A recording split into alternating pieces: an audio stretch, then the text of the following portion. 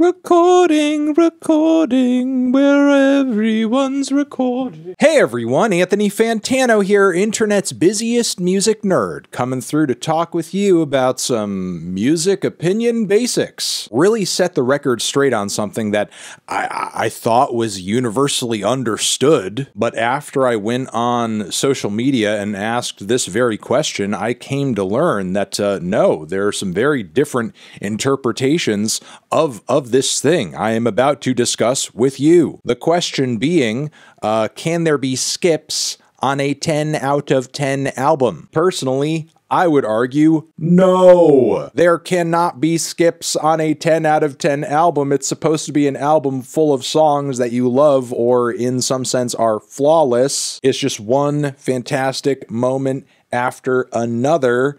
If there are 1, 2, 3, 4 songs that you just regularly skip because you don't like them or you view things about them as subpar, yeah, that would make it not a 10 out of 10 album. Let's get further into this discussion though, because that's just kind of my point of view here, put bluntly. And just again, to make it clear, when on my review channel, I do give an album a 10, which obviously is a very rare occurrence. It's because, yeah, pretty much every track on that thing, I think it's fire, and it contributes to the album in some significant way. Now, with that being said, there seemed to be some confusion about, like, what exactly constitutes a skip. There seem to be some people who think that because they're not in the mood to listen to maybe a skit on an album they've heard a million times and they skip it, that's technically a skip. And no, personally, I don't view it that way. If it's just kind of like an interlude moment or something that you want to move past really quickly because you've heard it before and just personally you are in a mood of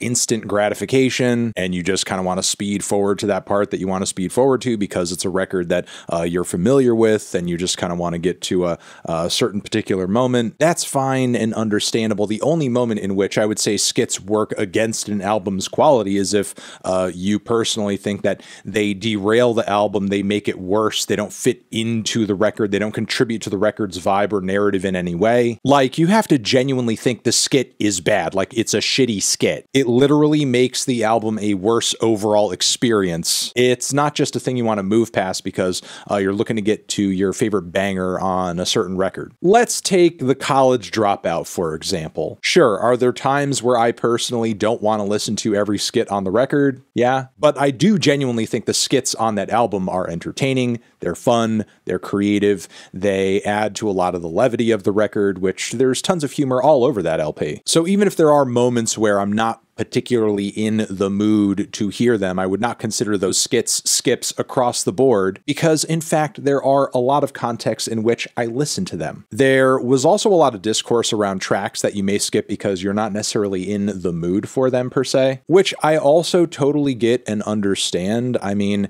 albums, especially records that are heavily based on narratives and are almost movie-like in a sense, they don't always snugly fit into the context of the very quick, immediate, convenience-based listening habits that I feel like streaming and modern technology have very much embraced and promoted greatly. For example, is To Pimp a Butterfly still to this day a 10 out of 10 record for me? Yeah, hell yeah. It's an amazing album. It's an amazing story from front to back. But every single time I miss it or go back to it, am I listening to every single song on it? No. Sometimes I'm picking out a handful of tracks I really like. Sometimes I'm not finishing the entirety of Mortal Man. Maybe I just kind of want to sample a certain section or, you know, scene of the song. And that's fine. That doesn't make it any less of a great or stellar or 10 out of 10 record for me. On an album like that, not every song is going to hit as hard as All Right or Blacker the Berry. And if every song did, it would be kind of boring. It's the subtle,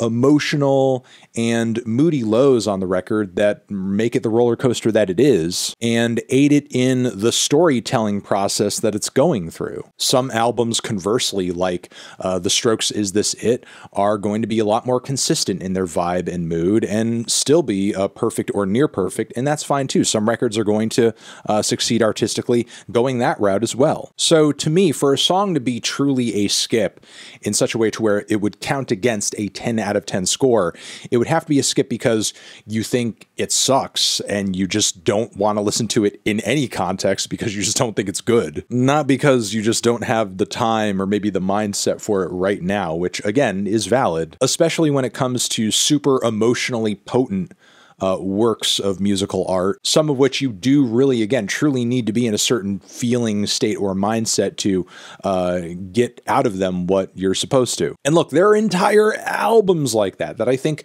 the world of, but I don't listen to casually a lot of the time. And I've addressed this in my Replay Value Isn't Everything video too. Even though I'm not spinning those records all the frickin' time, like Godspeed's Lift Your Skinny Fist, for example, that doesn't mean those records didn't have a huge, just massive emotional impact on my life. I mean, I was just listening to the first half of Storm just over the past 24 hours, and I was still like, during the first major crescendo of the song, I was like, and I haven't listened to that album front to back in quite a while. But yeah, to sort of ultimately get to my point here, for an album to be a 10 out of 10, there shouldn't be any songs that you think genuinely stink and would just avoid listening to because they're just not enjoyable at all. And keep in mind, I'm not like necessarily making an argument for perfection per se. I'm more talking about reaching a threshold of enjoyability. If you personally feel as a music fan you are reaching max enjoyment on a song, on a track list, on a record's overall picture as you move from track to track, that's a good LP.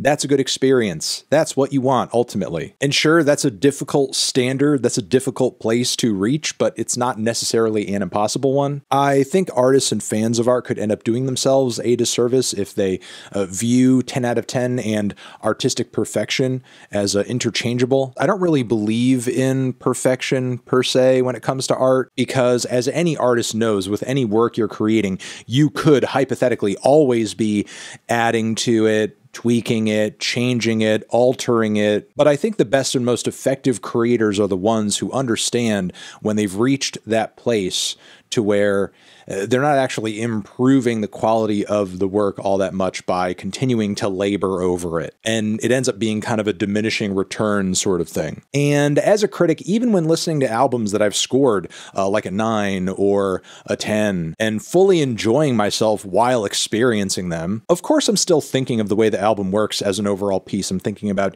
each individual track. I'm thinking of the way the music sounds now and how it could sound given a different scenario, or if things went in a different direction or were changed significantly in some way. I mean, it's always cool to imagine a variety of different what ifs while experiencing art that you get a lot out of. And that's exactly how a lot of amazing art is made. It's your favorite artists enjoying the work of their favorite artists and thinking about their work in context of various ideas that they have in reaction to it, and then branching off of it creatively and incorporating their own ideas and aesthetics and whatnot. So again, even when it is an album I'm listening to that I deem a 9 or a 10, of course there's still scenarios where I'm thinking like, yeah, wouldn't it be cool if like this was happening instead? Or wouldn't it be, better in some sense if this other thing was improved or changed significantly somehow? Like, those ideas are always in my mind to some degree. But again, when assessing an album overall and kind of giving it a final score, I do have to be real with myself in some sense and say like, okay, this change could be there, this thing could be altered, this other thing could be improved in some way, but would it actually make the piece that much better? I also want to address some potential confusion here, because I'm not necessarily employing this argument, allowing for skips and so on and so forth, to defend albums that are just too damn bloated, have too many dang tracks, especially songs that are all roughly doing the same frickin' thing. Case in point, Playboi Carti's Whole Lotta Red, which a lot of his fans seem to think is a 10 out of 10, even though when you look at the Spotify numbers, it's pretty frickin' clear.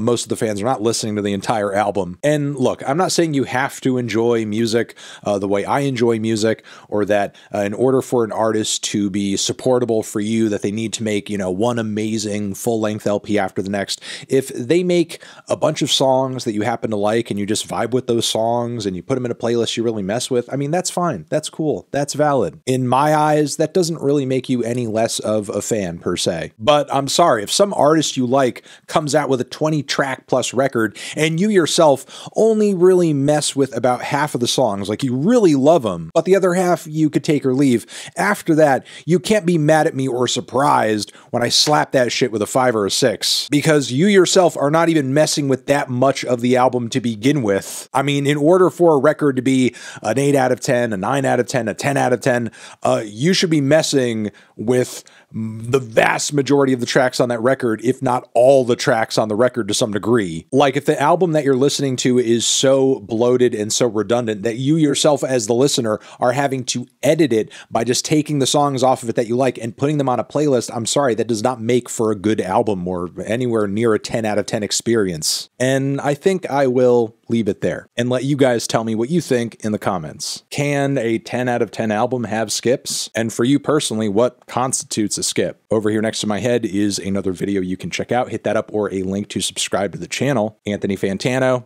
Skips? Forever.